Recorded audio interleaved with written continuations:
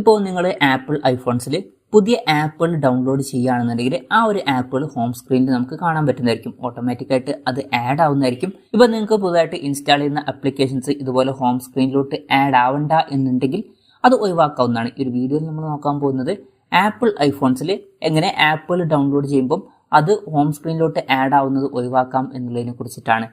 അതിന് വേണ്ടിയിട്ട് ചെയ്യേണ്ട കാര്യം എന്താ വെച്ചാൽ സെറ്റിംഗ്സ് ഓപ്പൺ ചെയ്യുക. സെറ്റിംഗ്സ് ഓപ്പൺ ചെയ്ത് കഴിഞ്ഞാൽ home screen and app library എന്നുള്ള ഓപ്ഷൻ കാണാൻ പറ്റും. അതിൽ ക്ലിക്ക് ചെയ്യുക. അതിൽ ക്ലിക്ക് ചെയ്യുകയാണെന്നുണ്ടെങ്കിൽ ഇവിടെ നമുക്ക് ന്യൂലി ഡൗൺലോഡഡ് ആപ്സ് എന്നുള്ള ഓപ്ഷൻ കാണാൻ പറ്റും. അത് ചിലപ്പം ആഡ് ടു ഹോം സ്ക്രീൻ എന്നുള്ളതിലായിരിക്കും കിടക്കുന്നുണ്ടാവുക. അതായത് നമ്മൾ ആപ്പുകൾ ഡൗൺലോഡ് ചെയ്താൽ അത് ഹോം സ്ക്രീനിലോട്ട് ആഡ് ആവുന്നതായിരിക്കും. ഇനി നമുക്കത് വേണ്ട എന്നുണ്ടെങ്കിൽ ആപ്പ് ലൈബ്രറി ഒള്ളി എന്നുള്ളത് സെലക്ട് ചെയ്ത് കൊടുത്താൽ മതി. അതിനുശേഷം ആപ്പിൾ ഡൗൺലോഡ് ചെയ്യുമ്പം അത് ആപ്പ് ലൈബ്രറിയിലോട്ട് മാത്രമാണ് ആഡ് ആവുക, അത് ഹോം സ്ക്രീനിലോട്ട് വരില്ല.